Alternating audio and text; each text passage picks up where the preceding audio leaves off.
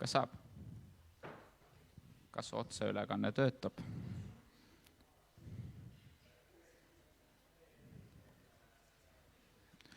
Okei, aga siis tere tulemast ja mul on väga hea meel teid siin nii arvukalt näha, et ma olen kohe ise väga positiivselt üllatunud. Et võib-olla paar sõna minust ja meist. Et minu nimi on Jens Jaanimägi, ma tegelen siin progressiivses liikumises võrdsuspoliitikatega ja nende võib-olla, kuidas siis öelda, poliitilisse päevakorda tõstmisega. Ja mul on ka väga hea meel, et niisugusele kuidagi natukene nišikaks jäänud teemale nii palju inimesi kohale tuleb, et see on väga oluline, see on väga hea. Ja ühtlasi mul on ka suur rõõm, et Eesti Noorteühenduste Liit koostöös siis Haridusministeeriumi Euroopa Liiduga toetab selle ürituse toimumist. Et me siin progressiivses liikumises oleme niisugune väike, varasemalt peamiselt noortele suunitletud, nüüd siis juba palju laiemaks muutunud kuidagi mõttekoda, mille eesmärgiks on siis tõsta nagu progressiivseid teemasid rohkem päevakorda. Ja mul on tunne, et see on siin täna väga kenasti õnnestunud. Ja ma siis tegelikult ei võta siin väga palju lavaaega ära, et ma annan edasi siis Keale, kes modereerib tänast üritust. Aitäh, Jens! Ja tere kõigile! Tõesti rõõm teid näha, aga mulle väga meeldiks, kui keegi viitsiks veel siia ettepoole istuma tulla. Need tühjad toolid on nii imelikud. Jens, palun istu ise sinna. Ma ütlen paar sõna enda kohta ka, et mina siin modereerin seetõttu, et Jens palus ja natuke vist ka seetõttu, et ka mina olen otsapidi seotud progressiivse liikumisega. Küll mitte selline igapäevane liige, mitte nii noor enam, aga löön siiski kaasa. Ja ka nende inimeste valik siin, kes teie ees on natukene seotud ja mõjutatud minust, sest mu algne intentsioon kohe oli mitte tuua siia inimesi, kes omavahel karvu pidi kokku lähevad, vaid pigem inimesi, kes seda teemat sügavamalt avaks ja võib-olla pigem siis eri nüansse kajastaks. Et ma ei tea, ma palun tõstke käsi, kui te olete feminist. No näed, vähemalt seda ma arvasin ja see neid ühendab, nii et ma arvan, et me täna räägime siin kõik siiski teataval määral feministlikust diskursusest lähtuvalt. Ja ka ma ise julgen ennast isegi väga julgelt nimetada feministiks, olen seda teinud, ma ei mäletagi, esimest korda vist avalikkuse ees aastast 2013. Intersektsionaalne feminism on siis võib-olla see kõige südamelähedasem feminismi valdkond minu jaoks. Ja kõik see muu, et ma ühtlasi ka poliitikas olen ja parasjagu Tartu abilinnapea on siin täiesti teisejärguline. Aga ma alustan siis sellega, et kes teie ees täna argumenteerimas on. Ja istumise järjekorras. Kristina Pirk-Vellemaa on seksoloog, seksikoolitaja, antropoloog, aga laiemale avalikkusele ilmselt üha enam tuntud seeläbi, et just tema on see inimene, kes peitub sotsiaalmeedias kontode taha sekspositiiv. Ja jälgige neid, saab päris palju targemaks. Tere! Kas ma jätsin midagi olulist ütlemata? Ja ma just mõtlesin, mida sa veel öelda tahad. Kõik on hästi. Aitäh. Nii, Marek Volt on filosoof, kelle peamisteks uurimishuvideks on kunstifilosoofia ja esteetika, aga ka spordi- ja seksifilosoofia. Ja vististi just sellest viimasest lähtuvalt on siis ka prostitutsioon olnud tema uurimisobjekt ja just sellises kontseptuaalses mõttes. Aga Marek on ka see inimene, kes aastal 2004 tõlkis eesti keelde siis prostituutide maailma harta, mis siis oli vastu võetud 1984, eks ole? 85 lausa, jah. No igatahes, ammu enne seda, kui see jõudis eesti keelde. Ja tänu Marekile on see siin olemas. Ehk siis see ütleb ka ära, et Mareki vist peamine huvi prostitutsiooni valdkonnas on siis prostituutide õigused. On nii? On küll. Nii, kas jätsin midagi ütlemata? Ei, midagi olulist ei jätnud. Väga tore. Edasi, siin istub ka meiega Terje Toomistu, kes on eelkõige antropoloogina tuntud, võib-olla mõnedele aga hoopis ka filmitegijana, etnoloogina ja võib-olla kõige olulisem selle tänase arutelu raames on see, et Terje, olles viibinud ise Indoneesias, uuris sealseid siis transsoolisi naisi, vaariasid, nende kogukonda, kirjutas sellest oma doktoritöö ja tegi ka filmi, mille nimi on Vaariaseun. Nii et Terje võib rääkida meile päriselt antropoloogi pilgu läbi, et kuidas siis prostitutsiooniga ikkagi on. Seksitööga. Ja või seksitööga, just nimelt. Sellest, kumb see on, võimegi ilmselt varsti alustada. Ja järgmisena, viimasena on meie ees Laila Kaasik. Laila kuulub ka progressiivsesse liikumisse ja on lausa selle asejuht. Ta kuulub ka erakonda Eestimaa Rohelised, aga palus samuti rõhutada, et see on siin teisejärguline. Erialalt on ta bioloog, hetkel täpsemalt lausa astrobioloog ja kosmosetehnoloog. Ja kuigi ta oma tulevases doktoritöös keskendub Veenuse uurimisele, siis see teema, kas naised on Veenuselt ja mehelt Marsilt jääb küll täiesti valgusaastate kaugusele sellest, millega ta tegeleb. Kas jätsi midagi ütlemata? Jah, midagi eriti ei jätnud ütlemata, aga ma esindan siin enda arvamuse, mitte ühegi organisatsiooni, et mina kui feminist. Just, väga meeldiv. Aga nüüd ma võtan küsimused ka ette ja ma püüan neid mitte päris jälgida, aga Jens mulle väga palus olla süsteemne, siis ma püüan olla. Igatahes, alustakski sellest, mille tegelikult Terje lauale tõi. Et millest me räägime, kui me räägime prostitutsioonist? See korra ise tahtsid parandada ja ütlesid, et räägime seksitööst. Et enne rääkisime Kristinaga sellest ja nüüd tõid sina selle välja, et seksitöö justkui, see peaks olema väga reglementeeritud, nii nagu töö on ju. Et kui inimene käib tööl, siis tal on üldjuhul tööleping kellegagi tööandjaga või on ta iseenda tööandja ettevõtja näol, et sellisel juhul on tal ka tavaliselt võimalus saada ravikindlustust, makse maksta ja olla selline lugupeetud kodanik ühiskonnas. Tihtipeale prostituutide puhul nii ei ole, nagu me teame. Nii et mis teie arvate, mis on ikkagi prostitutsioon või siis, kui te ei taha prostitutsioonist rääkida, mis võiks olla see seksitöö sellisel juhul, kui me ei räägi nüüd, ütleme, sellisest reguleeritud tööst. Alustame äkki Terje sinust.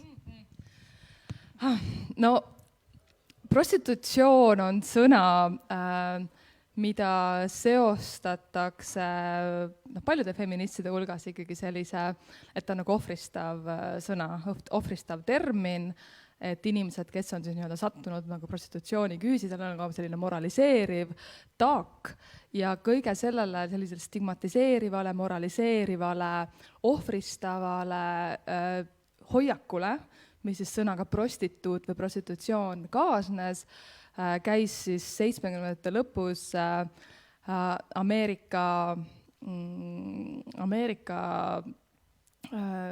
mõtleja, kes oli ise ka seotud seksitööga, käis siis välja termini, Carol Leigh oli ta nimi, tema käis välja termini seksitöö, et ta lihtsalt ütles, et mina ega minu kaas, nagu, kes on seksitööga seotud inimesed, ei allu sellisele objektistavale, ohvristavale suhtumisele, et me oleme nii-öelda prostitutsiooniga seotud või prostituudid, et seksitöö justkui vabastab sellisest moraliseerivast taagast ja vaatab seksitöötajaid kui töötajaid, kes pakuvad seksuaalteenuseid. Ja ühtlasi see võimaldas siis ka seksitöö nagu terminit nagu laiendada sellele, et see ei tähenda siis, et üks osapool pakub teisele seksuaalset vaginaalset vahekorda või anaalset vahekorda, vaid selle alla võib käia ka erinevad seksuaalsed teenused, sealhulgas striptiis või midagi sellist.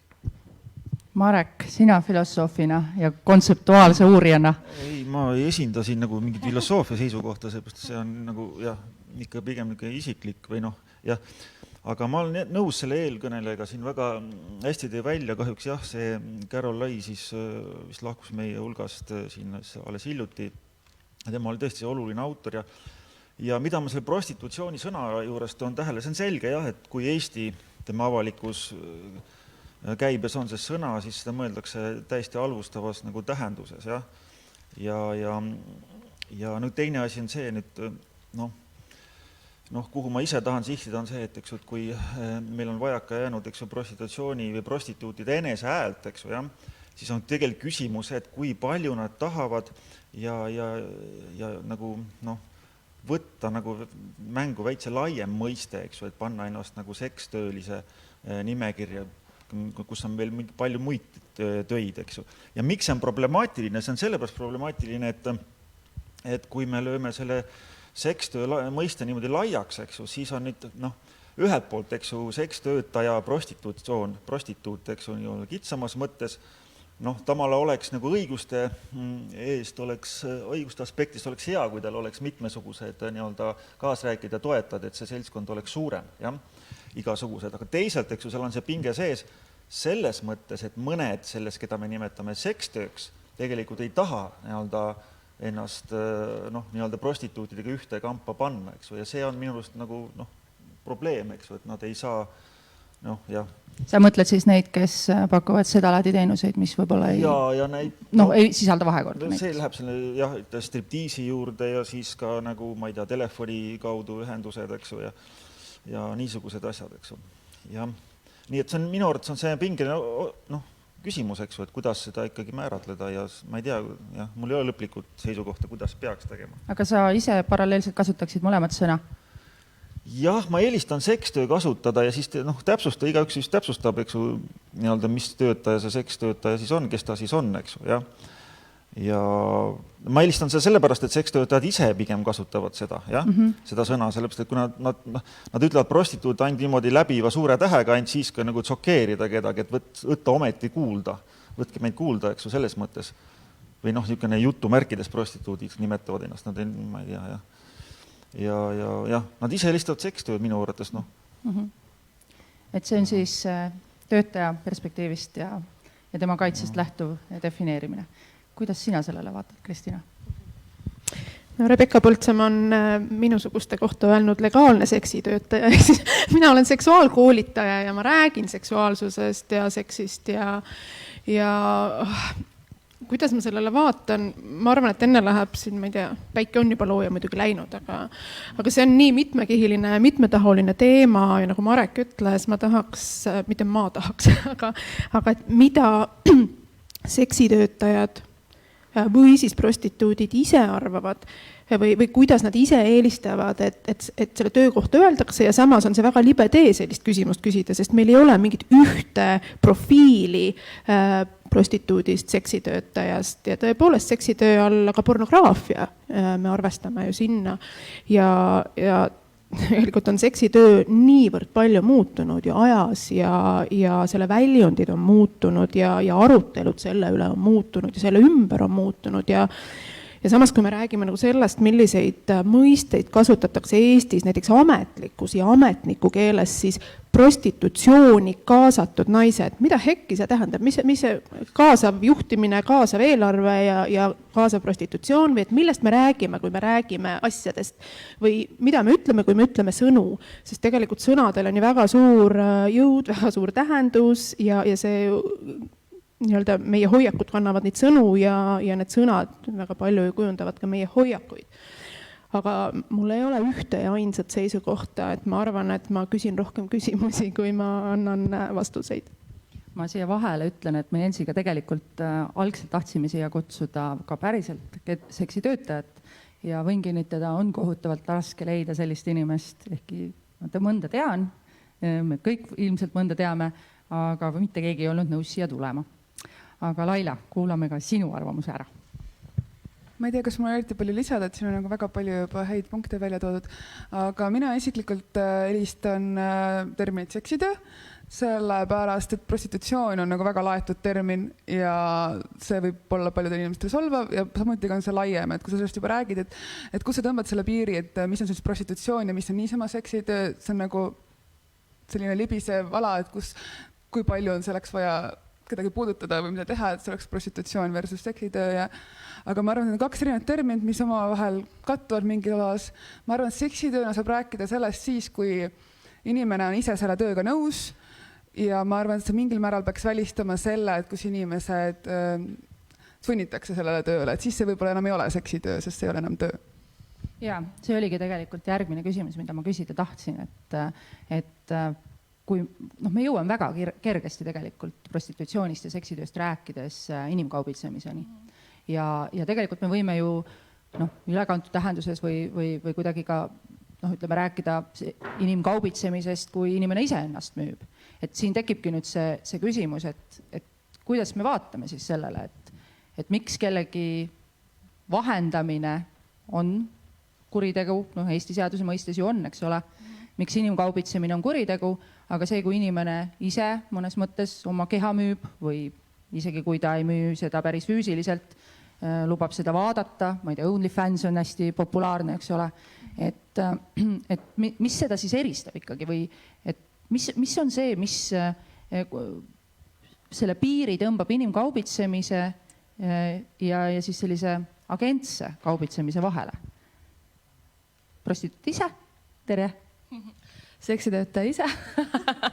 ma ise seda prostituudi sõna üldse ei armasta, ei kasuta, aga ma olen nõus, et tegelikult see terminoloogiline küsimus, kas me räägime seksitööst või prostitutsioonist, on vägagi seotud kogu seda nii-öelda kommertsialiseerunud seksuaalteenuste diskursus saatva dilemmaga, mis on siis see, et ühel pool on ohvristav diskursus ja teisel pool on siis agentsust nagu soosiv diskursus ja see nagu debatt läheb siis 70-ndatest juba välja, seotud siis feministlike seksisõdadega nii öeldes, kus siis nagu, kui meil oleme siin kõik feministid, et siis see ei tähenda, et me võime olla ka seksitöö küsimuses väga ühel meelel, sest tõepoolest siiamaani on feministide hulgas väga lahknevad arvamused, mis ongi selle seksisõdadega seonduvalt, et ühelt poolt siis selline sekspositiivse suhtumine ja teiselt poolt siis selline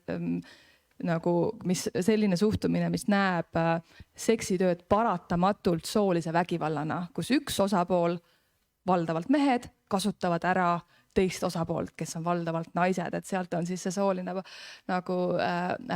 vägivald.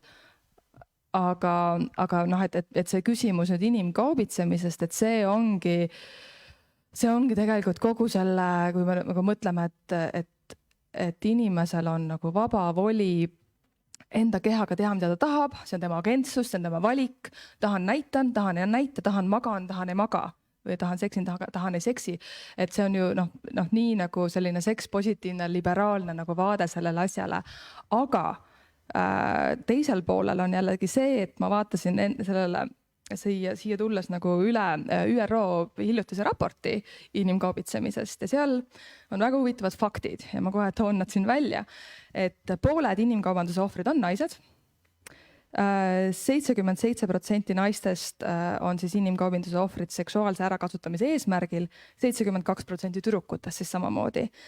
Ja kõigist kokku siis nii-öelda enamik inimkaubitsemise ohvrid on täiskasvanud naised, kes on siis ohvriks langenud just siis sellel eesmärgil, et on viidud seksitöösse või sekskaubandusse või seksuaalsesse ärakasutamisesse ja see on siis 42% kõikidest inimkaubanduse ohvritest. Et olgugi, et ma nagu isiklikult eelistan seksitööd, olen nagu selles mõttes nagu sekspositiivne nagu feminist, et teiselt poolt ikkagi need numbrid on päris jahmatavad. Ja siis, kui sealt vaadata veel statistikat edasi, et millistes piirkondades siis kõige rohkem on inimkaubitsemise ohvreid just nimelt seksuaalse ärakasutamise eesmärgil, siis need on Ameerikad, Põhja- ja Kesk-Ameerika, on Kesk- ja Lõuna-Ida-Euroopa, ehk siis meie Ida-Euroopa naised, aga pigem ikkagi lõuna poolt rohkem, ja siis on Ida-Aasia. Ehk siis just need nagu piirkonnad, kus on ka seksitööks nagu rohkem võimalusi. Et need on nagu väga sellised nagu mõtlema panevad numbrid ja see ongi seesama, et ma olen sinuga nõus, et kui me räägime ikkagi naistest ja tüdrukutest, kes on sellises olukorras, siis on väga raske kasutada sõna seksitööd. Et nad on ikkagi ohvrid, inimkaubanduse ohvrid, neil ei ole valikut, et nad on sattunud sellesse olukorda ikkagi ja see on inimkaubanduse olukord, eks ole. Ja just, et kui sa tahad küsimust küsida, tule palun siia ettepoole, siis kuulevad seda ka need, kes on veebis meie vaatajad. Jaa, palun. Okei. Põhja- ja Kesk-Ameerikas on mingi põhjus, miks on nagu Lõuna-Ameerika valitsus.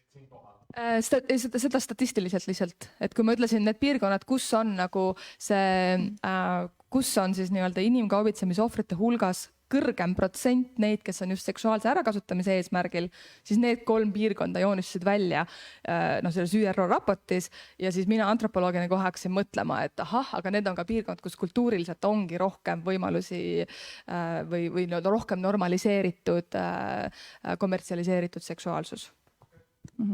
Aga jaa, me jõudsime väga kiiresti selle juurde, et tundub hästi õilis, ütlevad ju väga paljud feministid seda, et õilis on seista sekstöötaja õiguste eest, aga kui palju jääb sekstöötajaid alles, kui me kõik ohvrid nendest maha lahutame. Et võib-olla päris vähe.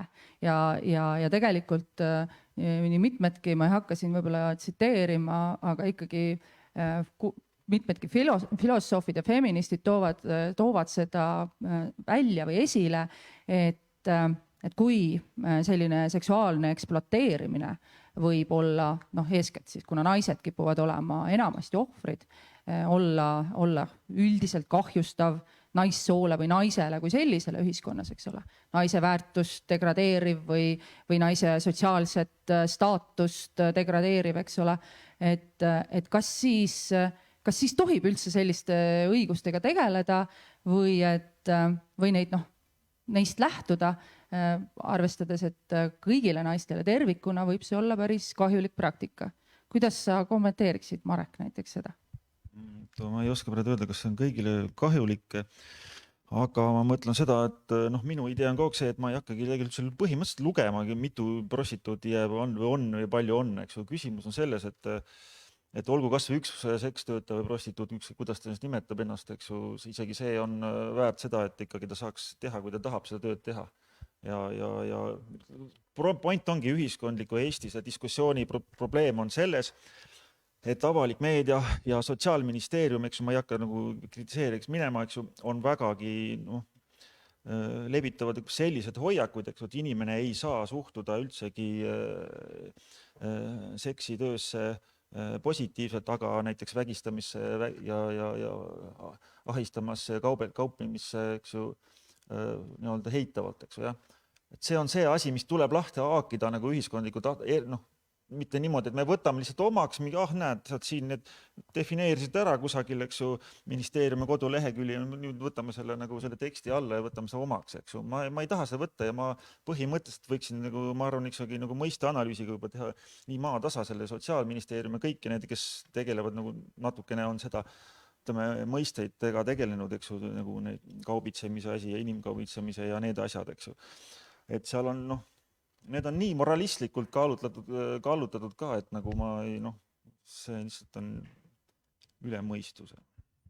Sina, Kristina, rääkisid enne veidi uurija positsioonilt, et kuidas on üldse võimalik nii prostituute kui siis ka seksiostjaid või ütleme siis seksitöö osutajaid ja seksiostjaid üles leida ja kuidas üldse on uurida seda valdkonda. Tahad sa natuke seda avada? Miks see sulle niivõrd oluline oli? Pigem ma jälle küsisin küsimusi. Mul ei ole ju uurijana kogemust seksitöötajatega ja ma olen uurinud iha.ee portaali kasutajaid ja kasutaja kogemust, aga mitte konkreetselt nüüd sellest vaatenurgast, et vaadata, kas ja kuidas seal seksitööga tegeletakse, vaid kui see tuleb intervjuu või vestluse käigus välja, siis ta on, eks ju. Aga kui just Marek enne rääkis sellest hoiakust, mis Eestis on ja sellest ametkondlikust hoiakust ja hoiakust ametkondade seas, mis ju tegelikult jälle tuleme siia tagasi, väga palju seda diskursust loovad ja taas kinnitavad ja seda taas ohvristamist ja üldse seda ohvrinarratiivi väga tugevalt toetavad, et siin on keeruline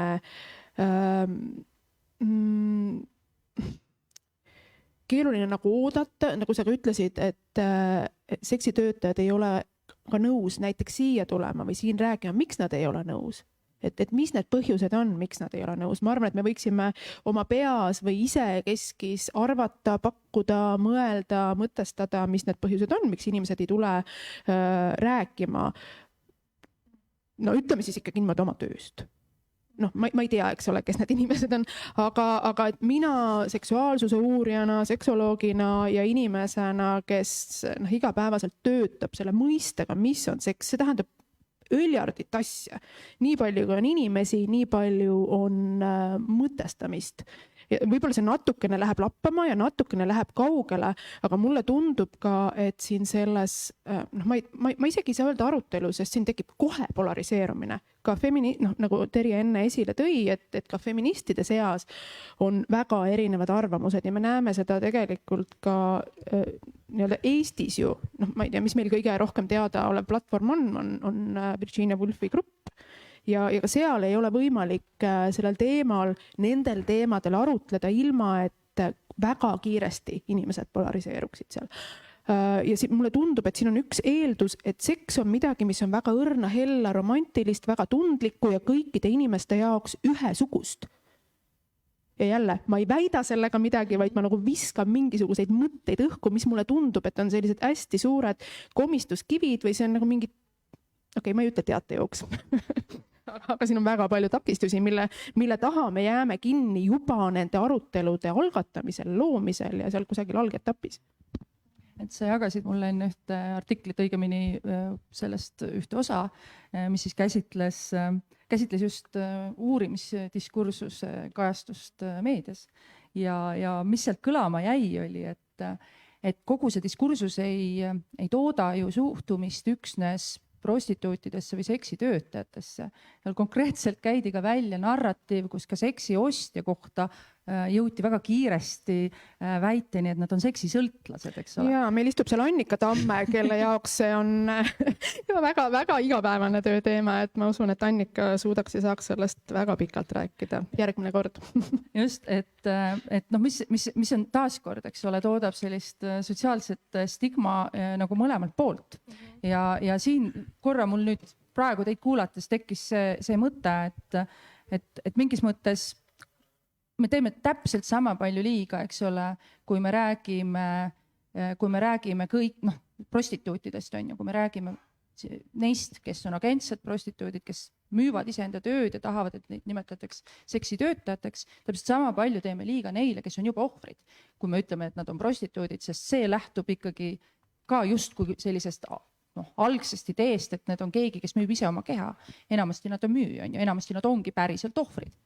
Ja me mõnes mõttes nagu ohvristame neid selle sõnaga samamoodi lisaks. Ehk et ma ei tea, kas te olete minuga nõus, aga mulle tundub, et me peaksime ikkagi väga selgelt rääkima siis, on siis inimkaubanduse ohvrid või on siis ütleme mingit muud laadi ohvrid, need inimesed, kes ongi ohvrid ja kes tuleb välja aidata sellest süsteemist kuidagi. Ja siis need teised, kelle puhul me saame tõesti rääkida tööst ja soovitud tegevusest. Ja et me ei arvaks, et kõik tahavad välja minna. Just nimelt. Aga lihtsalt täpsustan seda, tahtsin just öelda, et tõstke ise mikrofoni ja kätt ka, kui te tahate öelda, et ma ei peaks kogu aeg teie nimesid ütlema. Et kogu seda seksitööd või prostitutsiooni ikkagi domineerivam on olnud pikalt selline moraliseeriv diskursus, kes näeb neid naisi ohvritena ja võtab neilt ära nagu seeläbi ka sellise agentsuse või enda nii-öelda võimalus üldse rääkida, miks nad seda tööd teevad või mida nad sellest tööst saavad. Ja see on siis ka üks punkt, mida siis sellised sekspositiivsed või seksitööd nagu eelistavad inimesed on välja toonud, on siis see, et igasugune töö on mingis mõttes ohvristav. Et see, et see on nii-öelda nagu rõhuv, igasugune töö on rõhuv, aga see ei välista seda, et selle töö käigus ei võiks olla agentsust, ei võiks olla naudingut, ei võiks olla valikut. Et see on nagu see, mida need sekspositiivsed seksitööd pooldavad, nagu inimesed väidavad, et see, mis rõhub, on kapitalism.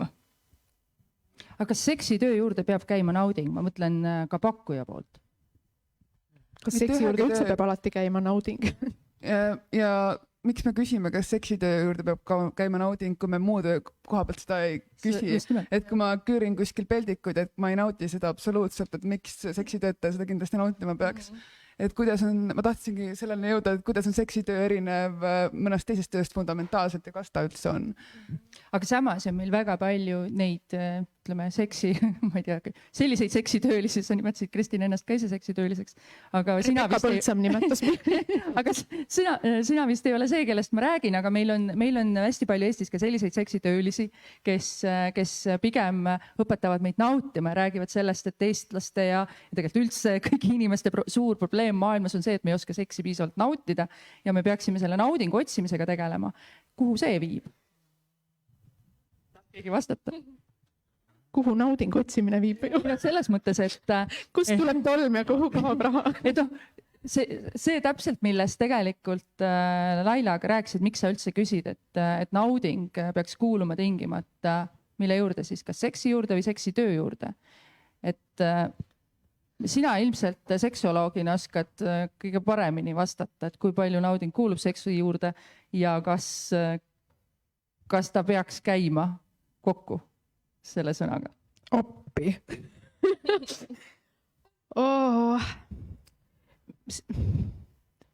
Ma mõtlen, et kuidas ma ta sõnastan. Ükskõik, kuidapidi ma seda sõnastan, ikka on probleemne. Seksi juurde ei pea käima midagi peale nõusoleku. Kui me räägime seksist, ühesõnaga, me ei saa rääkida seksist, kui ei ole nõusolekut, eks ju, siis me räägime vägivallast, kui ei ole konsensuslikku vabatahtlikku nõusolekut. Siis me räägime vägivallast. Kas nauding peab käima? No, mida küsimust? Loomulikult ta võiks. Erinevate elu aspektide juurde võiks nauding kuuluda ja üks kõige nagu enam esile toodud põhjustest, miks inimesed seksivad, on naudingu kogemine, aga ma võin kogeda naudingut ka sellest, et ma pakun naudingut oma partnerile. Ma võin kogeda naudingut sellest, et ma ei tea, üljardist asjast, eks ju. Et loomulikult naudingu käsitlus ja naudingu mõtestamine, see on väga tore, väga vajalik ja naudingud on üldse elus väga toredad asjad, aga jälle, millest me räägime, kui me räägime naudingust ja mille naudingust ja mille nautimisest? Ma arvan ka, et naudingu arusaam on liiga orgastiline meie arvates, et tähendab, kui ma vaatan, mida mina naudin, eks ju, oma tööga seoses, eks ju, siis ma kogu aeg ma ei naudi, aga ma naudin paljusid asju, aga ma naudin ka seda, eks ju, et mõnikord on raske kirjutada midagi ja pidada loenguid mingitel teemadel, aga mõnikord on kergem, eks ju, aga kunagi ei ole niisugust mingit ideaalset olukorda nüüd, kus ma olen täiesti üliõnnelik tehes oma asja, jah. Ja ma arvan, et kui seksi juurde läheb jutt, et siis peaks kuidagi me eriti mingisuguses puhtas eetris või mingisuguses eeterlikus puhtuses viibima oma tööga, eks ju, ja idealiseerima igasuguseid töid, eks ju, Et nagu, ma ei tea, miks ta ei peaks olema niimoodi, et igasugust seksi on põhiline see, et nagu see ei oleks nagu mingi üks asi, eks ju, et seksi saab mõtestada niivõrd palju, eks ju, sa ei pea nautima, sa või piitsa saada ka, eks ju, aga sa naudid mingisuguse kontseptuaalsel tasemel, et sul on valus, eks ju, nii et nauding on ju niivõrd nagu mitmekihiline tasandiline, eks ju, ja ei pea mis mõttes naudima, igasugust siis seksuaalakti. Kui sa kodus lähed elad, eks ju, koos elukaaslasega, sa ka ei naudi iga jumalama hetke sellest seksuaalvahekorrast, jah? Eks ju, kõik on mitmekesine, eks ju, niimoodi, jah? Selles mõttes varieerub, eks ju, ja palju see on see, et sa lihtsalt teged ka alastamistööga ükskõik kummalt poolt, eks ju, ja ma arvan, nagu ma ei tea, miks prostitutsioon või sekstöö peaks kuidagi teistmoodi olema, eks ju. Ja üldse ma ei arva niimoodi, et seksi lähenemine peaks olema kuidagi jube unitaarne, eks ju, niimoodi, jah. Ja mina arvan, et seksi suhtumine peaks olema nagu toitlumisega niimoodi, jah. Mõnikord ma teen ise kodus süüa, jah. Teinekord ma ostan süüa, kujutab ette, maksan raha, keegi teeb seda süüa, niimoodi. Teinekord ma lähen, ostan poes söögi kaasa, lähen piknikule söön, jah. Must 1,5 on võimalus süüa, eks ju, jah. Niimoodi. Ja nüüd hakkab seksist jutt pihta, siis me peame kõik ühtemoodi seksima, jah. Ei pea, ma ei saa aru sellest, eks ju. Miks see peaks olema ühtemoodi, eks ju. Ja ma ei saa aru, miks mul peaks olema mingi puue, kui ma niimoodi mõtleks. Jah. Ma ei tea. Jah. Laila? Mikrofoni räägin, jah. Laila, mis sina arvad, kas, kui me räägime seksitööst, oletame, et meil on selline ühiskond, kus seksitöö on normaliseeritud, see on üks töö teiste seas, tavaline töö. Kas siis on mõeldav, et seksitöötajal on võimalik leida tunnustust seksitöötajana? Tal on näiteks võimalik saada aasta seksitöötajaks? noh, ma ei tea, igasuguseid töiseid selliseid tähelepanemise võimalusi on ju olemas, eks ole, inimese jaoks. Kuidas sulle tundub? Ma arvan, et selline maailm on täiesti võimalik. See on meie eriti tänapäevase maailm võimalik. Ma arvan, põhjus, miks hetkel ei ole võimalik, kuna me elame patriarhaalses ühiskonnas, kus seksitöö on demoniseeritud ja seks on üleüldiselt demoniseeritud. See on nähtav midagi, mis võtab naistelt midagi ära.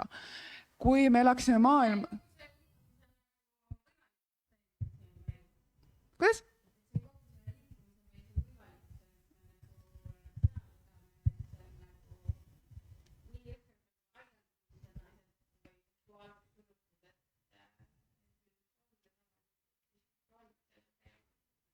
Ma ei saanud täpselt aru, aga jah, see, et me elame selles situatsioonis, see on halb, et me elame patriarhaalses ühiskonnas. Ma arvan, selleks, et me jõuaks sellisesse ühiskonda, kus on võimalik, et inimesed saavad seda teha ja saada ka tunnustust ja see ei ole stigmatiseeritud, me peame kõigepealt sellistest stigmadest lahti saama ja ka sellest ideest, et seks on naisele ja mehele midagi erinevat.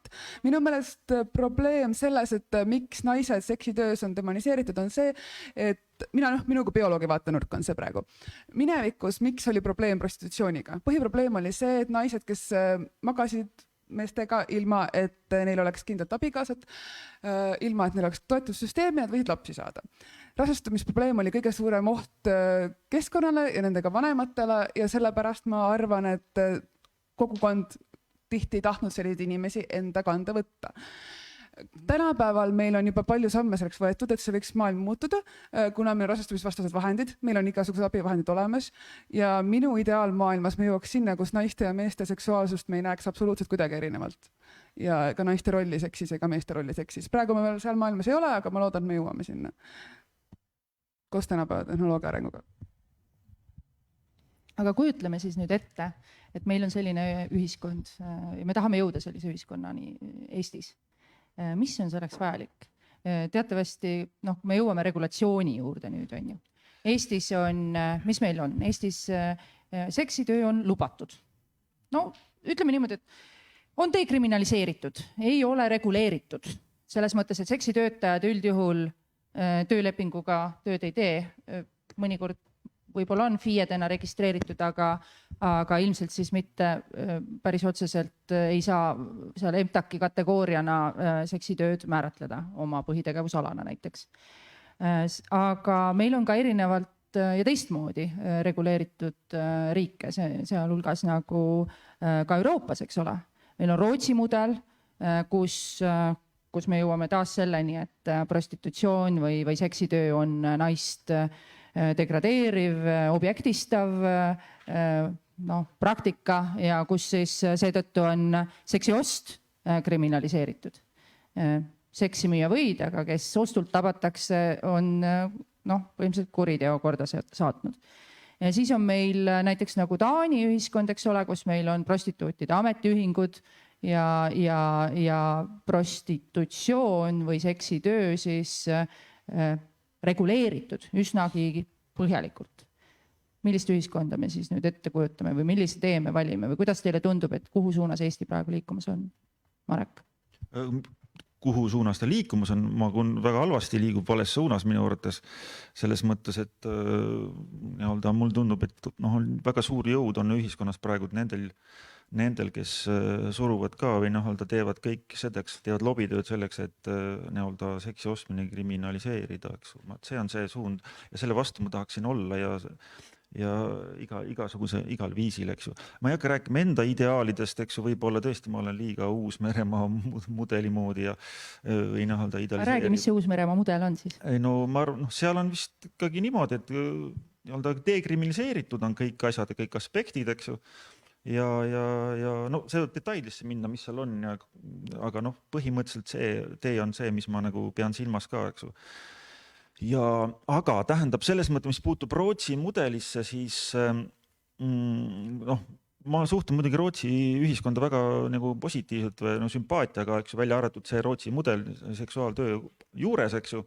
Aga ma arvan, et seal on üks positiivne asi, mis sellest saaks kindlasti küll õppida, on see, et küsimus ei ole lihtsalt, et kriminaliseeritakse ära ostmine, vaid et seal on ka see positiivne programm, mis mul on ikkagi, millesse ma suhtun väga hästi, on see, et võimaldatakse mingisuguseid teid ja nähakse ette, kuidas nagu sa saad prostitutsioonist välja minna, eks ju, niimoodi, jah. Aga no küsimus on see, et kõik ei taha minna, eks ju, ja need, kes ikkagi tahaksid jääda nii-öelda tegelema sekstööga, eks ju, sellises olukorras, kus klient on nii-öelda kriminaliseeritud, on ikkagi väga kahjulik ja minu arvates on mitmekümneid uuringuid, kes on seda tõestanud, eks ju, ja sa ei peagi iseenesest mõnest väga palju tõestama, sellepärast, et kui sa ei saa osta, siis nii-öelda, kui ost on kriminaliseeritud, eks ju, sa ei saa ju siis näidata ennast selle inimesega koos, eks ju, siis sa oled kriminaalse kontingendiga koos, eks ju, sa põhimõtteliselt nii-öelda, sul ei ole seda läbirääkimise aega nagu tavaliselt, eks ju, üleüldsegi seksuaalsuhtesse või nii-öelda töösuhtesse asumisega, sellepärast, et sa võid jääda politseile vahele kogu aeg, eks ju, ja nii edasi, eks ju, on pisikesed asjad, neid on palju neid igasugust nii-öelda kaalutlusi, mis on selle Rootsi mudeli vastu ja jah, okei, jah. Aga proovige kõik mulle öelda, mis on lisaks vaja reguleerida. Sina, Marek, väga ilusasti tõid selle välja, et kui meil on legaalne sekstöö, igatepidi dekriminaliseeritud, siis samas ei tohi meil jääda kõrvale, eks ole, need programmid, mis aitavad neil, kes tõesti on ohvrid, siis ohvri staatusest välja tulla või selle tööga hüvasti jätta, kui peaks soovi olema. Aga mida veel on vaja teha, et see ühiskond ei ohvristaks inimesi? Ma lähen edasi, vabandust selle jutuga, aga ma arvan, et see on üks tervikasi, eks, mida tuleks teha üleüldise seksuaalhariduse juures, eks, et esiteks, et see ei ole niimoodi, et me nüüd lõpetame ära, keelame ära, eks ju, seksiteenuse ostmise, eks ju, punkt, eks ju, et justkui see teeb meile siis kuidagi nii-öelda teeb mitte patriarhaalseks ja kuidagi annab jubeda suure hariduse meesterahvale, eks ju, ei anna midagi, eks ju, selles mõttes tuleb ikkagi üle vaadata kõik, kuidas koolis on ja kuidas ühiskonnas kujuvad, eks ju, missugune peab mees olema, kas ta on üldse võimalik kusagilt nii-öelda auru välja lasta ja missugust nii-öelda mehe eluviisid ka on, eks ju, nii-öelda. Ja see on minu jaoks on see nii-öelda mehe loomine või mehe harimine on ka väga suur südameasi, eks ju, et sa pead tegema selle niimoodi, et inimene, kellel on otsustada, et kas ta nüüd läheb, eks ju, kedagi, kes on iseenesest nagu kaldub võib-olla vägivallale, eks ju, et siis ta põhimõtteliselt tema identiteeti saaks muuta niimoodi, et ta põhimõtteliselt, eks ju, pigem nii-öelda masturbeeriks kodus, kui et läheks kedagi peksaks, jah. Idee on selles, et see on juba väga peene asi, mida tuleb kontseptuaalselt nagu sättida, identiteetidega tuleb mõjutada inimesi, eks ju. See on see, mis nagu seksuaalhariduse juures minu peaks olema nagu tähtsamaks asjaks. On see võimalik, Kristina? Ma tahan aga ma ei tea täpselt, kuidas see võiks käia. Nagu kohe räägin, kuidas see võiks käia, aga ma tahtsin lihtsalt öelda, et seksitöötajad ei ole ainult naised, aga väga hea, et sa nagu need küsimused või teemad tõstatasid, siis tegelikult see asi, mis mul nagu mitu päeva peas on käinud, kui ma olen nagu selle tänase õhtu peale mõelnud, on ju see, et väga lihtsustatult öeldes, kui me räägime sellistest suurematest probleemidest, hoiakutest, siis probleemid tekivad seal, kus on vägivald ja stigmatiseerimine. Et seksitöö kui seksitöö, kui me võtaksime nagu selle laetuse, selle vägivalla ohu, vägivalla kogemuse, stigmatiseerimise sealt ära, mis see reaalne probleem siis on? Mis see kõige suurem probleem on? No, kui me nagu seadusandlusest ja erinevatest sotsiaalsetest garantiidest räägime, et need on olemas, siis mis see kõige suurem probleem sinna siis päriselt alles jääb? Mina arvan, et päris mitmed inimesed vastaks, et see on oht kaotada monogaamiat. Oi.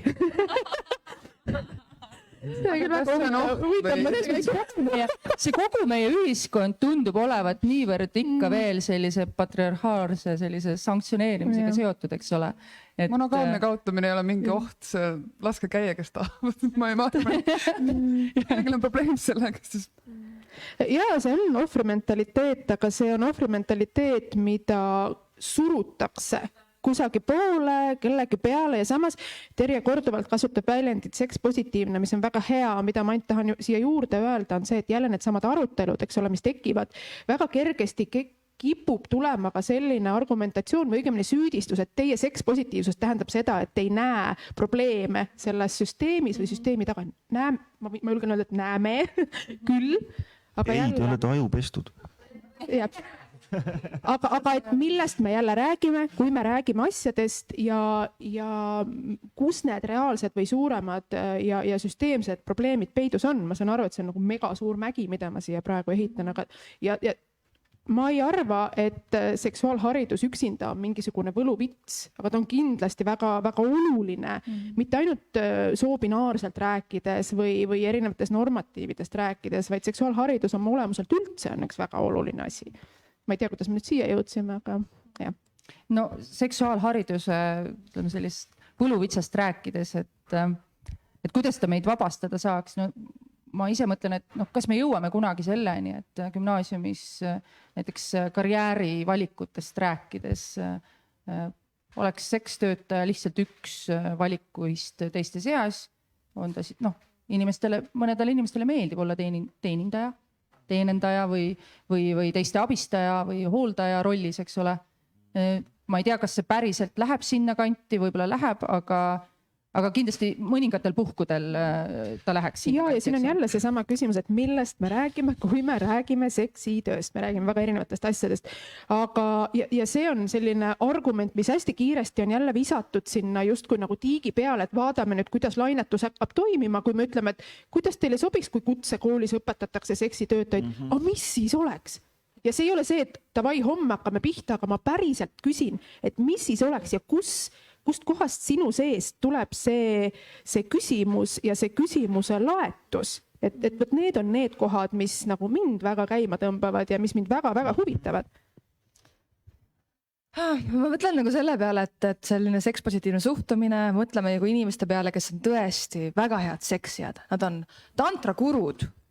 Nad on koolitanud ennast, nad on teadlikud, nad teevad midagi väga vinget, mida mina oma partneriga näiteks ei suudaks mitte kunagi kogeda, eks ole.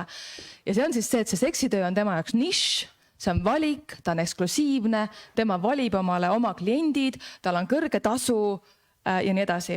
Ta võib olla eskort, ta võib ise valida, kellega ta läheb kaugemale, kellega ta ei lähe ja nii edasi. Et see kõik on nagu selline tore mudel. Ja sellised inimesed on olemas ja see ongi see, et nemad nimetavad ennast seksitöötajateks. Aga teiselt poolt, kui me vaatame jälle nagu realistlikult reaalset olukorda, mis on Eestis, Ida-Euroopas laiemalt, et siis enamike naiste jaoks ei ole valik. See on see, et nad on üksikud emad 3 lapsega. Neil ei ole, et nad on nagu majanduslikel põhjustel ikkagi sattunud sellesse rolli. Et see on ikkagi selline nagu läbiv teema, et muidugi neil on, tuleb, et ütleme, et kogu selle asja juures on minu jaoks hästi oluline, et õigus olla ekspluateerimisest vaba ei kaalu üles õigust tervisele. Et kui me räägime üldse sellest, et mis seksitöö või prostitutsiooni valdkonnas toimub, siis kõikidel inimestel, kes teevad seda tööd, neil peaks olema ligipääs seksuaaltervise teenustele. Et see on nagu number 1. Ja siis teine on siis inimõigused laiemalt, eks ole. Et see töö võiks olla turvaline ja nii edasi. Aga teiselt poolt, et ikkagi ei saa nagu üle vaadata ka nendest sotsiaalmajanduslikest struktuuridest, mis panevad ikkagi nii paljud naised, nii paljud transsoolised naised sellesse positsiooni, et ikkagi see küsimus jääb, et kuivõrd on see nende esimene valik. Ma arvan, et siin jääbki nagu väga kõlama, et asi ei olegi võib-olla alati selles seksitöös just endas, vaid nagu üleüldises süsteemis, kus inimesed peavad tegema tööd ja nad on positsioonis, need peavad tegema tööd, mida nad ei taha üldse teha ja mille nad kannatavad. Et sellel kannatada võib ka väga mingis teises töövaldkonnas. Nii et ma arvan, et kohati tuleb tagasi võtta samm ja mõelda, et kas see seksitöö on nagu nii väga erinev nendest teistest töödest, millal inimesed kannatavad. Kui inimesed töötavad pikki päevi kuskil tehastes, kus nad ei saa vetsupausile, kui fundamentaalselt on see erinev, kas see on parem üldse kuidagi, nagu, kui me võtame selle stigma ära, siis ma arvan, et me näeme, et kui see töö on nagu teine, iga teine, siis ma nagu ei näe sellel mingit vahet ja siis tegelikult lahendus olekski nendele inimestele, kes selle halba situatsiooni sattuvad, tegelikult neil peaks lihtsalt olema turvavõrk all. Nagu, ma värastan roheliste programmist, et universaalne baassissetulek, kõik sellised asjad lahendaks ju tegelikult selle probleemi ära, et kui me lahendaksime vaesuse probleemid ära, siis ju tegelikult keegi ei peaks seda, mis saaksidki teha need inimesed seda, kes ainult soovivad. Võib-olla see küll ajaks selle teenuse hinna päris kõrgeks. Sa ei mõtle selle, oleks väga kõrge sissetulekuga töö, mis viib nagu selleni, milleni ma tahtsin natuke ka jõuda, võib-olla see on selline hästi ääre teema küll, aga meil on juba riike, kes nagu saavad aru, et kui me väga hästi oleme ära reguleerinud selle seksitöö valdkonna ja see muutub selliseks tööks, mida on julge ja turvaline ja tegelikult ka piisavalt austust vääriv teha, siis me oleme olukorras, kus need inimesed, kellel võib-olla on hädasti vaja sellele teenusele ligipääsu, sellele siis enam ligipääsu ei saa. Räägime kas või näiteks puudega inimestest, kes on ratastoolis, inimesed, kellel on tõeliselt raske partnerit leida ja üldse kuidagigi oma seksuaalsust väljendada.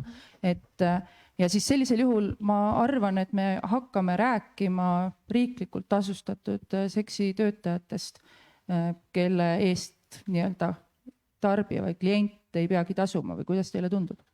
Sa pead seksisurrogaate silmas või?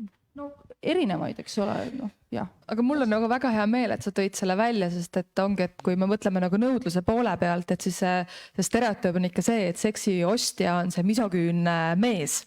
Aga tõesti on inimesi, kes väga vajavad, et seesama, mida sina oled, Kristina, toonud välja oma erinevates podcastides ka, et see õigus intiimsusele, õigus nagu seksuaalsele naudingule on nagu väga, väga oluline osa nagu inimelu kogemuse juures ja mitte kõikidele inimestele pole see samavõrd kättesaadav. Kas meil on äkki publiku seast ka veel mõni küsimus?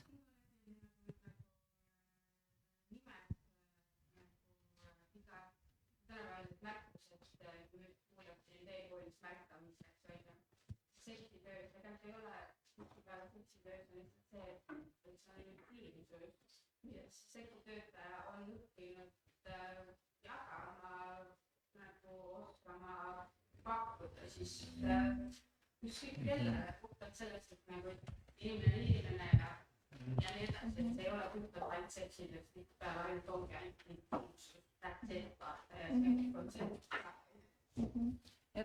tõesti ja me ju jõudsime ka selleni, on ju, et kui me räägime sellest, et kes on seksi ostja, siis praegu liiga tihti on ta mitte see inimene, kes vajabki võib-olla seda intiimsust, see, millest sa rääkisid, on ju, ja teenust kui sellist, vaid keegi, kes, ma ei tea, sinna hulka satub inimesi, kes vajavad võimu ja pigem vägivalda või üleolekutunnet ja see on hästi kaugel sellest, mida me intiimsuse all silmas peame ja tegelikult selle ühiskonna korraldusega me hoiame ka seda vägivalda alles ja ei pööra sellele tegelikult tähelepanu.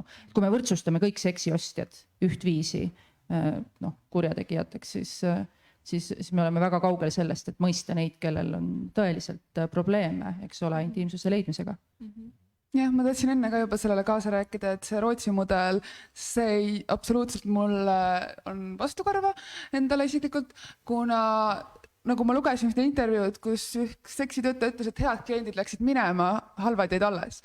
Et põhimõtteliselt see paneb need ohtu ja tähendab seda, et need nii-öelda head kliendid, kes on seadusekuulekad, nemad jäävad neil ka ära ja nende sissetulekud langevad. Et Prantsusmaa näitel, seal oli nagu konkreetselt näha, kus sissetulekud langesid ja nad pidid aktsepteerima ka igasuguseid kliente väiksema raha eest, oleme nõus minema kahtlastamastesse kohtadesse kaasa, aga seaduskuulekad, head inimesed, need kliendid, keda nad enne said valida, keda nad eelistasid, neid enam ei tulnud, sest nad on seaduskuulekad.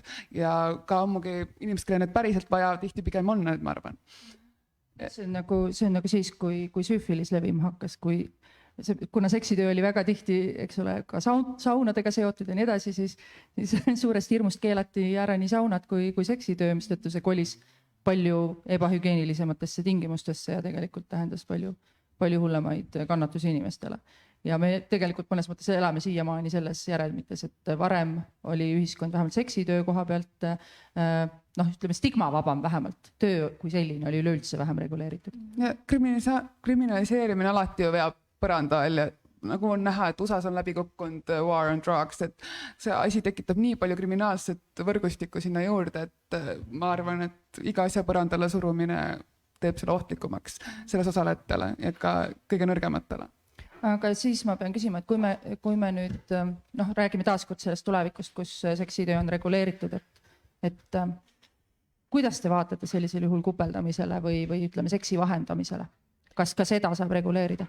Seejuures mina enne jälle viskan selliseid mõtteid, ma ei ütle, et see nii on ja davai, hakkame nüüd niimoodi tegema, aga kui ma nagu panen ennast olukorda, kus ma olen inimene, kes on seksitöötaja, ma soovin seda tööd teha, aga ma ei taha klientidega ühendust võtta, ma ei taha tegeleda kogu selle ruumide küsimusega ja nende küsimustega, mis nagu minu jaoks ei ole paelu ja huvitav ja nii edasi,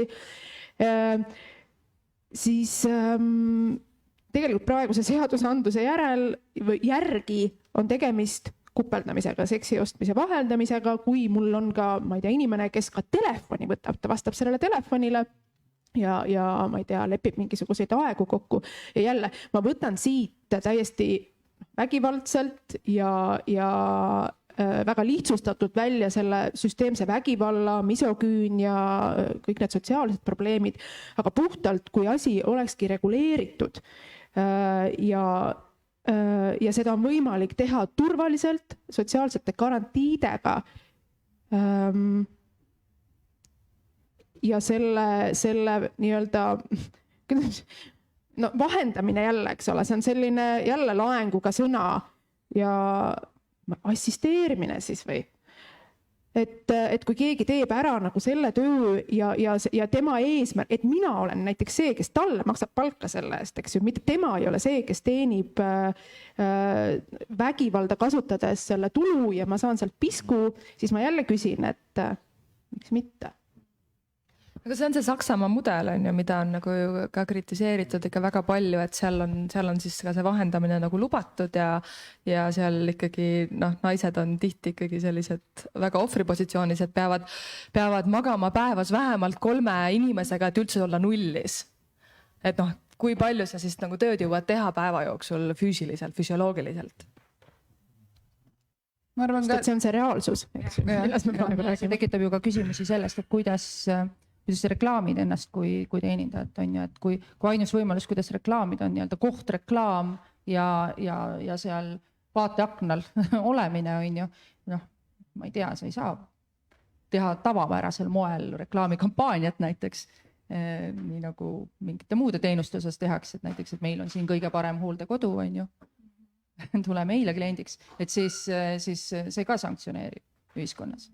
Ja sunnib, ma ei tea, osalema sellistes portaalides nagu see iha.ee või ütleme sellist väga kontrollimatut ja anonüümset suhtlust siis inimeste vahel nagu toetab. Ja kusjuures iha.ee-s, mis on nagu huvitav, on see, et tegelikult portaalipidaja ju teab, millest on jutt, kui pakutakse midagi kingituse vastu. Sa ei tohi öelda, et sa tahad nii ja nii palju raha selle teenuse eest, aga sa võid öelda, et kingitus on see, mida selle kohtumise eest sa ootad, et see on ka selline väga huvitav mingisugune varisüsteem, mis tegelikult ei ole varisüsteem, vaid on väga selgelt aru saada, et see on ju ka seksi vahendamine läbi selle portaali, mitte et portaali pidaja ise seda vahendab, aga ta võimaldab seda teha. Et moel või teisel neid mingisuguseid vahendustegevusi ju toimub praegu siin. Nii et põhimõtteliselt arvate, et regulatsiooni hulka siis kuulub ka teataval määral see vahendustegevuse... Ei, ma ei arva. Ma ei arva. Aga see on isiklik arvamus, aga mina nagu ei ole, et ma pigem arvan, et see on turvalisem nendele töötajatele, kui nad on freelance, et nemad pakuvad teenuseid, nad lähevad konkreetse kliendi juurde, neil on konkreetsed kokkuleppeid, et see vahendamine ikkagi, vähemalt need näited, mis Euroopast on ju Hollandis ja Saksamaalt, kus on siis hästi palju tegelikult Ida-Euroopa naisi sattunud ikkagi sellise noh, inimkaubitsemise ohvritena või siis selline nagu noh, selline shady ala on seal ka ikkagi olemas, et nagu pole päris nagu inimkaubitsemine, aga pole nagu päris okeid töötingimused ka, on ju. Noh, arvestades seda, kui palju see vaateaken või see toarent nagu maksab sulle. Ja mina ei räägi mitte sellest, et vahendamine on okei, vaid ma räägin, mida ma tegelikult tahtsin öelda. Isegi mitte see, vaid et kui ma seksitöötajana palkaksin endale Eestis assistendi praegu, siis tema oleks vahendaja.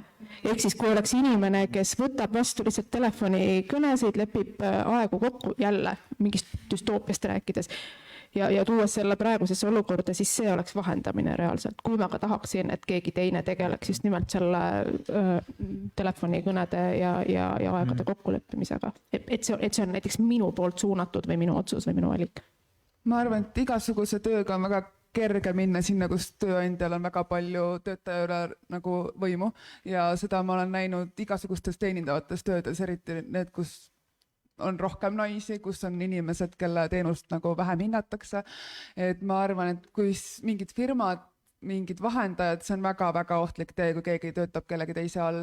Aga ma arvan samamoodi, et assistendina, kui on ise ettevõtja, palkab endale assistendi, see peaks olema, ma arvan, niimoodi lubatud. Aga jah, seda peab ka järgi kontrollima, et keegi ei kasuta seda inimest ära.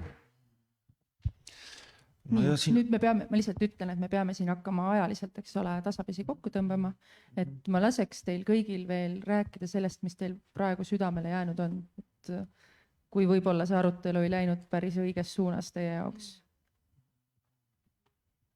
Lõpeta, Marek, ära, et sa tahtsid kindlasti praegu. Ei, ma tahtsin seda ütelda lihtsalt, see siia lõpuks nende eelnevate seisukohtade mõtete juurde on see, et see sõltub ka, et missugust sekstöö vormist täpselt räägime, eks ju. Jah, siin on, eks ju, see tõesti, et ma küll telefoni tõstja, eks ju, võib saada, eks ju, mingi kupeldamise süüdistuse ja nii edasi, eks ju. Aga siin on see probleem ka, miks nagu sekstöötajatel on ametiühinguid nagu kuidagi problematiseeritud või nende loomine raske või olukord on selline, et kui sa töötad bordellis, eks ju, siis on niimoodi, et sa näiteks küsimus on see, palju sa pead tööd tegema, eks ju, ja küsimus on, kas sa saad nagu ametiühingusse astuda ja siis bordelli pidaja tegelikult olles seksuaaltöö sees või mõnes mõttes, eks ju, oluline tegelane ei ole huvitatud, et sina nagu oma töötaja oled, eks ju, ametiühingus kusagil, eks ju, jah. Samamoodi väga paljud teised töötajad, näiteks tehase omanikud ka. Just niimoodi, eks ju, et see on ka mis tuleb nagu läbi mõtelda, aga põhimõtteliselt jah, ma olen ka täiesti nõus seda, eks minul see asi, kui keegi ütleb seda, et pead töötama, eks ju, 1000 klienti päevas või okei, ma pärast liialdan, eks ju, aga põhimõtteliselt mul tuleb kohe meelde see sama, eks ju, Maxima töötaja, eks ju, kes igistab seal, eks ju, saab mingisuguse asja, eks ju, Maxima on siin lihtsalt näide, eks ju, supermarketi töötajast, eks ju, teeb ka, eks ju, pikad päevad, eks ju, veel öösel, eks ju, Prismas tööl, eks ju, ma ei saa aru, eks ju, nüüd küsimus on, et kui on normaalsed töötingimused, siis paluks jah, need siis kõikidele ametitele või siis töökohtadele, eks ju, Ja siis on niimoodi, et kui see on tagatud, eks ju, kui see normaalsed töötingimused on tagatud, võib-olla see jõuab tõesti kusagil ideaalühiskonnas, eks ju, kunagi, eks ju, keegi ei pea segi ja pooleks rügama, eks ju, jah. Vaat siis ei saagi niisugust asja ütelda, et vaadake selle näost on näha, kus inimene prostitutsioonina töötanud, eks ju, ja prostituudiga, jah. Niisugused asjad langevad siis ära ja niisugune hirmutamistaktika. Okei, jah. Aga minu põhimõte, ma lähen kohe edasi sujult, on see, ma tahaksin kuidagi panna õla alla veel nagu midagi sellist, et Eestis hakkaks nagu avalikult sõna saama ka, eks ju, seksuaaltöötajad, eks ju, et tekiks mingisugune huvigrupp, eks ju, kes saaks sekstöötajate ees seista, mis peaks juristides, sekstöötajad ise peaksid seal olema, eks ju, seal peaks olema kas või filosoofid, kontseptuaalsed analüütikud, eks ju, peaks seal sees olema ja kõik muud, kes on nagu huvitatud, eks ju, sekstöötajate õiguste kaitsmiseks. Ja. Seni kaua, kui sellist asja pole Eestis olemas, ma ei kiida mitte ühelgi asjale omaks või osaks, või ma ei kirjuta alla ühega mingisugusele seaduse muudatusele, me nüüd võtame prostitutsiooni vastu see ja see regulatsioon ja see. Kui seal ei ole sekstöötajate häält sees, siis on vesi peale. See ei saa olla niimoodi. Ja kuidas see Eestis just nii kuidagi imelikult unikaalne on, et meil see sekstöötajate hääl kuidagi ei tule välja, eks ju. Kas meil on jube pahatahtlikud inimesed, et kui keegi tuleb sekstöötajana lagedale, eks ju, et siis nagu retsitakse ära või? No siis on see meie probleem tõesti, eks ju. kui sa ei suuda ära elada selle teadmisega, et teine inimene on teinud sellist tööd, eks ju, no ma ei tea, kellele probleem on siis ikkagi nagu jah. Siis tuleb ikka harida või kuidagi teha midagi.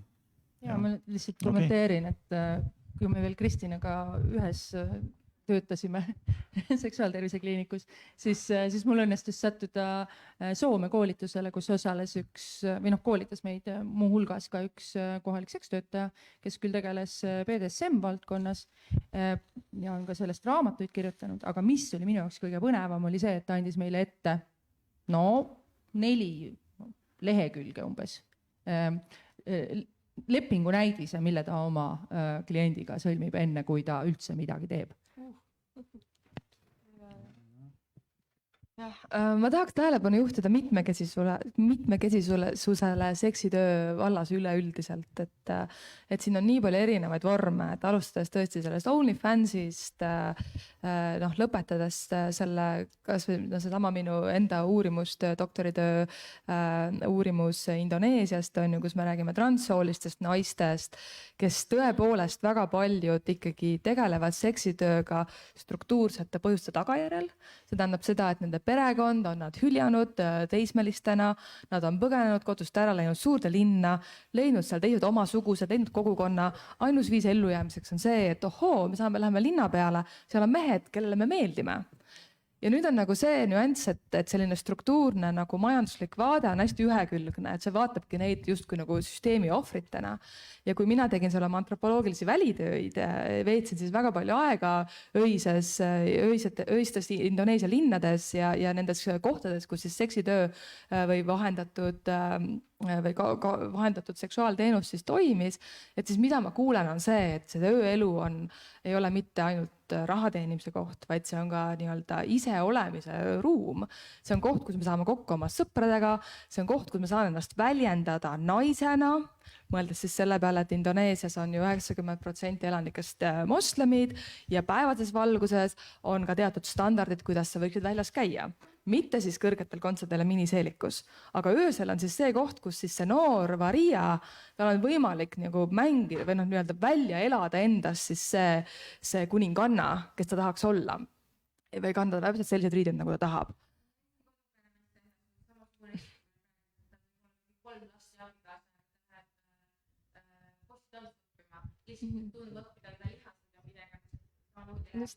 Eneseväljendus, eks ole?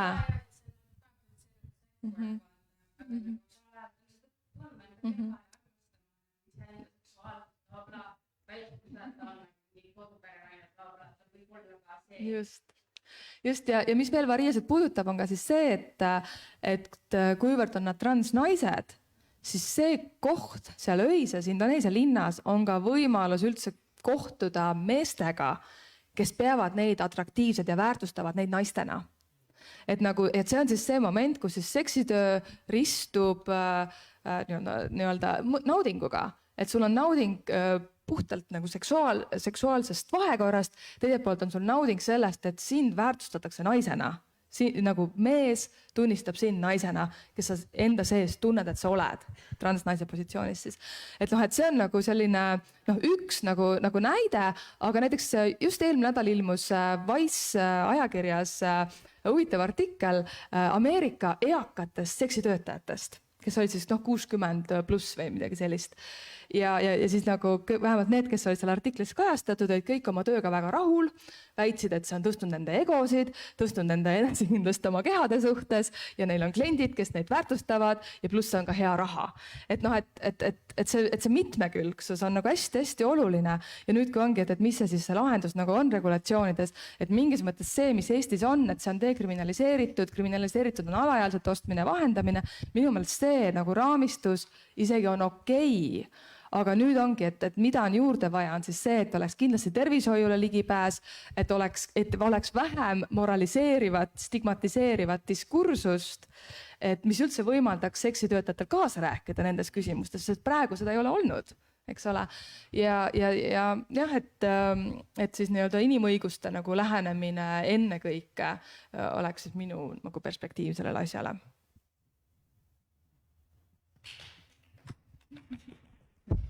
Väga hea. Kas Laila ja Kristina tahavad ka midagi lisada veel? mina kirjutaks kõige alla, mis on just praegu öeldud, et läheb natuke keeruliseks, kui kõik siin väga nõustuvad üksteisega. Ma arvan, et võib-olla esimene samm, mida saab ära teha, on see, et seksi üldisemalt nagu vähem nagu destigmatiseerida.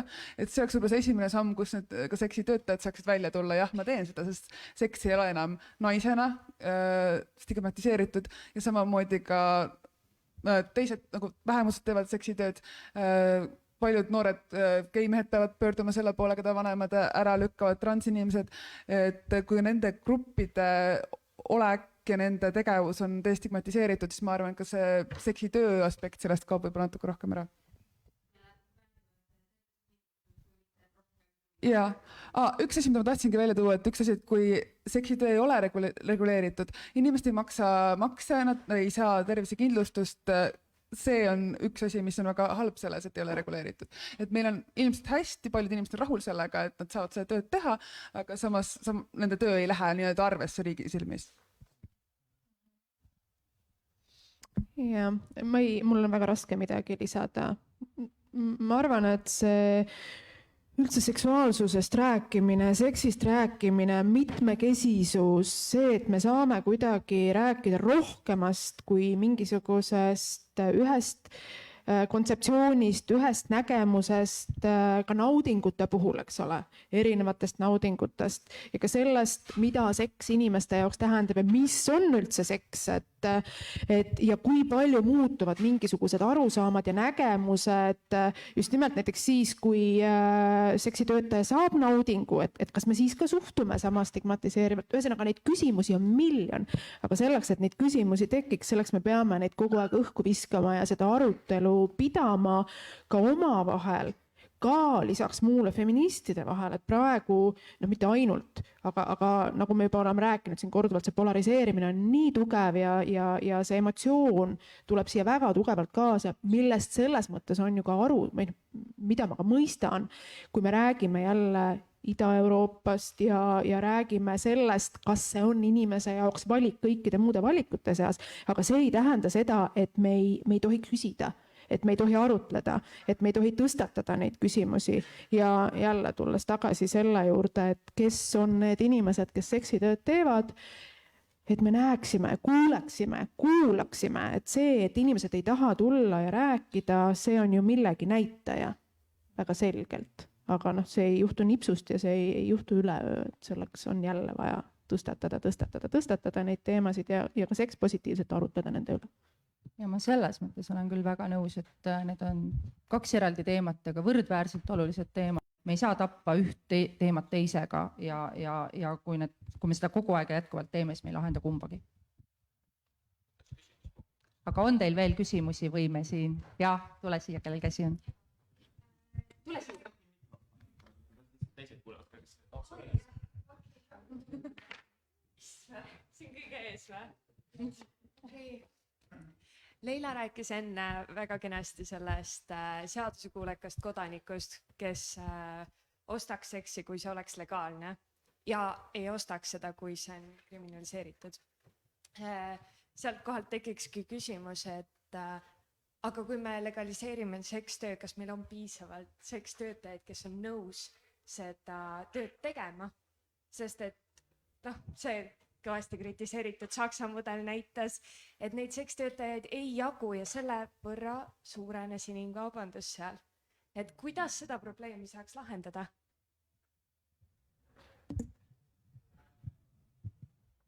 No, kas tahab keegi vastata? Inimkaubanduse lahendamine, see tundub praegu üldse väga nii suur lai probleem, et väga hirmusaks läheb kogu see. No, me tegelikult seda õrnalt puudutasime ka, eks ole, et see tuli just nimelt sealt, et kui nõudluspakkumine selles mõttes siis on tasakaalust väljas, siis võib tõesti juhtuda, et teenusepakkujaid ei ole piisavalt. Või need ei taha olla, kui nad on piisavalt vabad, eks ole, ja teenusepakkujad ongi tõesti ainult need, kes on seda nõus tegema, eks ole. Ja kliendid ei ole võib-olla siis, klientidel ei ole lihtsalt rohkem raha, et maksta nii palju, et jaguks neid pakkujaid piisavalt või et just tema selle saaks. Aga sama asi ju tegelikult toimub ka põllumajanduses. Kui sul ei ole piisavalt palju puuviljakorjajaid ja sul siis tuuakse ka sisse. Võib-olla kõik ei tea, kui hull see olukord on. Ma olen ise isiklikult Austraalias elades põllul näinud tervet peresid orju, kuhu ma sattusin niimoodi, et ma nägin piisavalt vaeneliselt välja ja noogutasin, mul oli tööd vaja. Ja ma läksin sinna, kus maksti inimestele sulast kätte ja Austraalia inimesed lihtsalt elavad selle arvelt, et umbkeelsed perekonnad koos peredega veetakse kuskil suvalisel farmi ja makstakse neile väga minimaalselt tasusid ja nad tegid seda sama meile. Meie oleme, Eestis mul emmele võimalik helistada, et emme, kuule, kanna raha mulle, siin on veits kehva. Aga et see nõudlus söögi järgi on ka seal ja seesama probleem eksisteerib nagu kõigis valdkondades põhimõtteliselt, kus inimesi saab ära kasutada. No ühesõnaga ma kordaks üle, mis Gea juba enne ütles, et ikkagi seksitöö, seksitöötajate õigused on üks valdkond, teine on inimkaubitsemise vastu võitlemine ja need on nagu mõlemad valdkonnad vajavad tähelepanu ja need ei saa panna ühte patta, et need on kaks erinevat, täiesti erinevat asja, ma ütleks, kuigi mõlemal on see ühine moment, et üks osapool pakub teisele raha eest seksi, eks ole. Kuigi mõnes mõttes see võib olla umbes samamoodi, et kui meil ei jagu hooldustöötajaid, põetajaid, siis tuleb tõsta põetajate ja hooldustöötajate palka, eks ole, aga see ei saa toimuda ja me sellest räägime ühiskonnas kogu aeg, üksnes nende inimeste sissetulekust või ka nende lähedaste sissetulekust, kes ei jõua selle teenuse eest enam maksta. Ehk siis riik võtabki neid teenuseid üha rohkem enda kanda.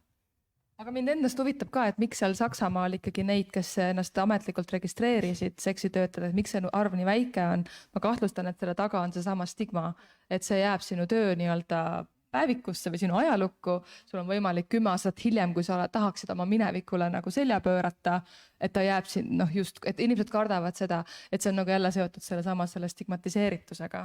Et kuidas seda teha, minul ei ole head vastust, et inimestel oleks nagu see õiguslik alus, aga teiselt poolt, et oleks võimalus ka nii-öelda astuda sellest välja, kui nad sellest tööst välja astuvad. Jah, et mitte ju ainult ühiskonna stigmatiseeritus, vaid prostituudid või seksitöö tegijad tunnistavad ju ka seda, et partneri leidmine, oma isikliku partneri leidmine on keeruline, kui seksitöö on avalik ja seda eelistatakse teha oma partneri eest teadmatuses.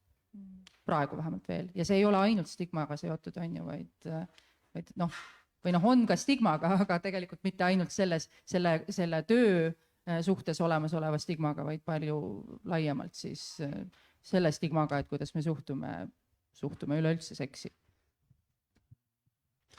Ma arvan, et see küsimus on tõesti nagu, siia tuleks sisse tuua ka immigratsiooni teema väga palju, eks Saksa puhul eriti ja mis puutub nagu hoiakusse, ma arvan, et üks suur osa, miks nagu sekstöösse tegelikult ei suhtuta hästi või suhtutakse igasuguse eelarvamustega, on see, et seda sekstööd teevad mingites ühiskondades, eks ju, mingisugused nii-öelda immigrandid või mingisugused teised vähemused või muulased, jah.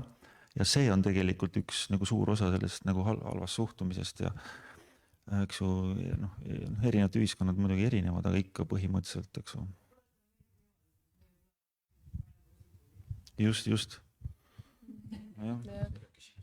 Ja selle võrra ongi need inimesed haavatavamad ka juriidiliselt, kuna nad tihti seksitööd teevad migrandid. Okei, aga sa tahtsid just küsimust esitada?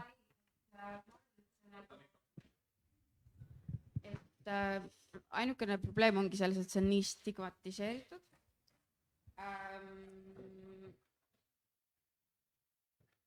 Miks ta nii kallis ongi sellepärast, et miks meil puudus on nagu legaalsetest sekstöötajatest ja miks ta nii kallis on sellepärast, et stigma, et sa ei saa minna oma günekoloogi või arsti juurde ausalt ütlema, et hei, mul on selline suhe sellise individuaaliga, et see puhtalt et see stigma hoiab tagasi, see stigma on see, mis teeb sellest nii kalli asja, et nagu ta oleks palju odavam ja palju tervislikum, kui me alustaksime juba lastele õpetamist, et su seksuaalsus, kõik mis on jumala normaalne, mida iganes sa tunned, on jumala normaalne, ükskõik millal, mis ajal, mis vanuses sa avastad midagi enda keha kohta, on jumala normaalne, et räägime sellest censorship, mis meedias ja ükskõik, mis nagu toimub ühiskonnas, meedias tuleb sulle läbi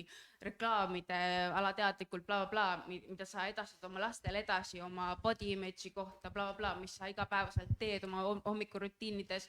Su lapsed näevad, et sealt algab see, et lastest algab see nagu samal ajal, kui kunagi ei usutud bakteritesse ja ei pestud haiglates käsi ja siis mingisugused mingisugused tädikesed, kes alustasid nagu mingisuguseid kooli ja hoiustamisasju vanematele ja naistele, kellel ei olnud, kes olid ka samamoodi stigmatiseeritud, et olid kuskilt rasedaks jäädud ja siis olid workhouse ides Londonis on ju, ma ei tea, mitmeid aastakümneid, et sealt algas see, et lastele õpetasid väikestele lastele, et tegelikult, et bakterid on olemas, nemad läksid koju, õpetasid oma vanematele käsi pesema. Et niimoodi algabki, lastest algab kõik tegelikult.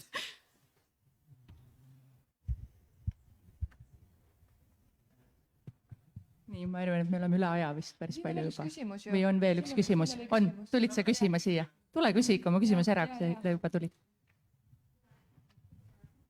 Küsimus eelkõige sinule.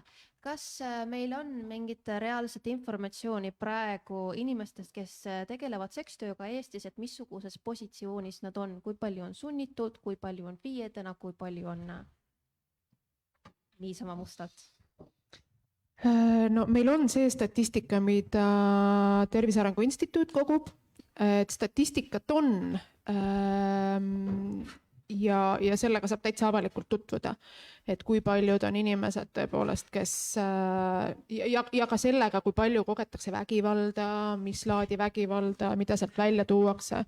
Et mul neid numbreid peast praegu pilduda ei ole, aga Tervise Arengu Instituudist saab seda statistikat kätte. Ma tean, et kas Eluliin, MTÜ Eluliin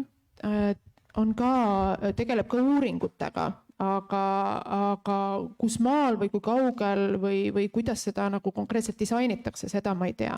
Et jah, mingit statistikat on, seda saab avalikult kätte ja samas on mul jälle selliseid uurija küsimusi siin päris mitmeid, aga ma arvan, et meil ei ole piisavalt platvormi ega aega selle üle arutlemiseks praegu. Mis see oli, et see on siis nagu Sotsiaalministeeriumi terminoloogias, et prostitutsiooni kasutatud isikute arv on umbes 700. Et 700, aga see tõenäoliselt on palju suurem, kes ei ole nagu teada. Siin, üks asi, mis veel jääb silma Eesti puhul ja Kristina jutu lõpuks on see, et meil on tõepoolest, eks ju, mis on see Eluliin, eks ju, ja Atoll ja need igasugused organisatsioonid, kes aitavad, eks ju, inimesed, kes on jäänud, eks ju, nii-öelda hammasrataste vahel, eks ju, ja. Aga see, et on, eks ju, et me saame informatsiooni inimestest, kes on hammasrataste vahele jäänud, eks ju, see ei pea olema ainus informatsioon selle asja kohta, see ongi probleem, eks ju. Et meile esitatakse tohutult halba statistikat, eks ju, ja siis esitatakse seda kui mingit absoluutset väärtust, kuidas prostitutsiooni ja sekstööga asi on. Jah. Aga küsimus on selles, et meil on vaja need inimesed kätte saada, kes saavad rääkida, eks ju, oma sekstööst, ilma et nad peaksid rääkima seda, et nad on kusagil vahele jäänud, haiget saanud või puruks läinud, eks ju, ja lihtsalt mul on niisugune suur hirm, et nagu meil ei ole objektiivset ülevaadet, sest see kõik, mis on nagu, no mitte kõik, aga ma saan aru, et inimesed töötavad ka seal Atollis ja Eluliinis, eks ju, täiesti nagu südamega, ja ma mõistan seda, aga need ei ole prostitutsiooni ja sekstöötajate hääled, mis sealt tulevad. Nad ei saa olla ainult nende hääled, mis sealt niisugust organisatsioonidest tulevad. Ja. Peab olema midagi, mingi sõltuv, mingi mujalt ka hääl kuuldav, eks ju. Ma väga loodangi, et võib-olla kui järgmine kord kunagi korraldada, siis äkki järgmine kord julgeb ka mõni inimene, kes on selle tööga päriselt tegelenud, tulla ja rääkida, ja ka isegi võib-olla mitu, keegi, kes on kannatada saanud, keegi, kes on rahul sellega, et see oleks nagu ideaalne tulevikus. Just, et muidu ongi niimoodi, tuuakse mingi üks näidis ette, mul loomulikult keegi julge tulla ja siis omistatakse sellele kogu nii-öelda, see kehastab nüüd tervet nii-öelda sekstööstust ja prostitutsiooni. See ongi probleem, et asi on mitmekesine tasandid, kihistused, eks ju. niivõrd ja seda rahvast oleks igalt poolt tarvis. No kui me jõuaks selleni, et isegi kui nad oma näoga ei julge tulla, et nad vähemalt nii-öelda uurijale julgeksid rääkida, eks ole, et meil oleks neist parem pilt kas või anonüümsetena, see oleks juba suur samm edasi. Aga ma arvan, et või sa tahad, ikka meil 2 küsimust, sa leidsid sealt, olgu? Vaadates kellaaega veel on umbes 8 küsimuseks aega, millest ühe ma tahaksin tegelikult ise esitada. Ma tuginen siin natukene ühele Helen Longino mõttele, mida ma alguses palusin ka Keal küsida, aga ma arvan, et me ei jõudnud sinna. Aga siiski ma viskaksin selle mõtte kuidagi siia saali, et me oleme väga palju rääkinud nagu naistest ja inimestest, kes konkreetselt nagu ise tegelevad seksitööga. Aga tegelikult me ei ole rääkinud sellest, mida nagu seksitöö roll tähendab nagu eriti ka naistele laiemalt ühiskonnas, ka neile, kes ise ei tegele seksitööga. Et me näiteks oleme seksuaalfilosoofias, ma ise õpin filosoofiat, päris palju tegelenud hiljuti Helen Longino tekstidega, kus ta on näiteks kirjutab pornograafias seda, et see pilt, mida pornograafia naistest ühiskonnas maalib, mis on nagu väga objektifitseeriv, see räägib tegelikult ühte kollektiivset vale, ehk ta diffameerib nagu kõiki naisi ühiskonnas. Ja tegelikult selle nagu lubamine teeb tegelikult kõigile naistele ühiskonnas liiga, mitte konkreetselt neile, kes seda pornograafiat siis toodavad, vaid siis naistele laiemalt ühiskonnas. Ja meid huvitaks nagu see vaade sellele, et tegelikult seksitöö võib-olla on teema, mis puudutab ka nagu võib-olla nagu haavatavaid gruppe laiemalt, kuivõrd mitte ainult neid, kes konkreetselt sellega tegelevad. Ma arvan, et siin on mingi argument olemas, aga ma ei usu, et pornograafia või ikkagi naistest pornograafia naisi kujutatakse nii või naa. Ma ei usu, et see tegelikult peaks seda tegema. Võib-olla ta teeb osade inimeste jaoks, aga ma arvan, et pornograafia võib eksisteerida, igasugune pornograafia võib eksisteerida iga objektifitseerimist. Aga see objektifitseerimine on enne olemas olnud, kui pornograafia on olemas olnud, ma arvan. Tegelikult ju ka pornotööstuses on suund sellise nõusolekupõhise porno poole ja seda on üha rohkem, nii et feministlikud pornosaidid on täitsa eksisteerivad, et see on see suund, kuhu peaks ilmselt liikuma, et see asi fundamentaalselt ei pea seda tegema, ma arvan. Just, et siin on ja ka need arutelud ju väga palju pööravad tähelepanu ka sellele, et mitte ainult see, kuidas see porno on toodetud, vaid ka see, kuidas seda tarbitakse. Maksa selle eest, mida sa tarbid, et kui see on töö, mida inimesed teevad, siis eetiline porno on tasuline porno, ja sellised väikesed vihjed ja väikesed nii-öelda õpetused, kuidas tarbida, lisaks sellele, et kuidas jälgida, et kas see porno on eetiliselt toodetud. Kunagi ma mäletan, see võis olla juba 10 aastat tagasi, kui inimesed mu koolitustel naersid, mis asi Fairtrade porno, nagu banaanid, paneme neile kleepsud peale, miks mitte jälle?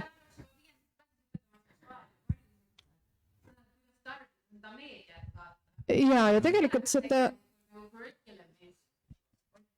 Tegelikult see ju on. Küsimus on selles, kas see, kuidas meie seksuaalharidus deklaratiivselt on välja kuulutatud, ka päriselt toimib. Ei toimi reaalselt. Aga just nimelt see, et me räägiksime ja me ootaksime ja eeldaksime seda, et see pornograafia on toodetud eetiliselt ja samas, et me ei jääks ainult selle peale lootma, et see on toodetud eetiliselt, vaid et me ka teame, kuidas eetiliselt pornograafiat tarbida. Annaks ühele viimasele küsimusele siin saalis võimalust, kui kellelgi on. Kas on? Tundub, et ei ole. Siis kuulutan selle toreda ürituse. Oota. Ja. Info pärast üritust veel jätkab igastahes, aga jah, ma tänan kõiki osalejaid. Alustame sellest. Aitäh, suur aplaus.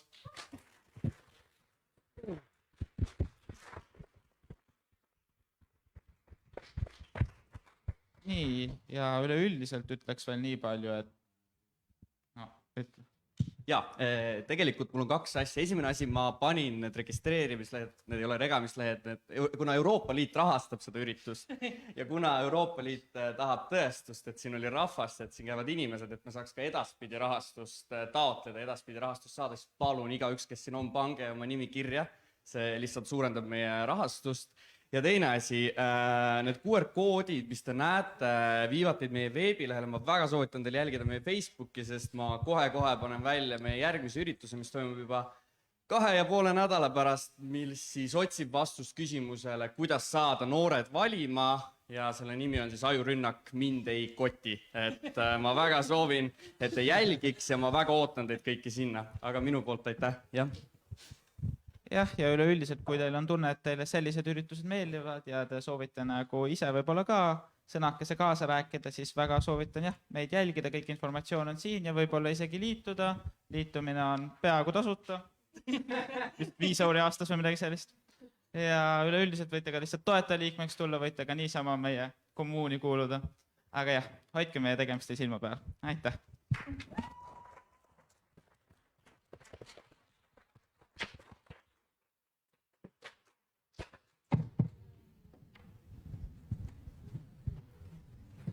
Mm-hmm.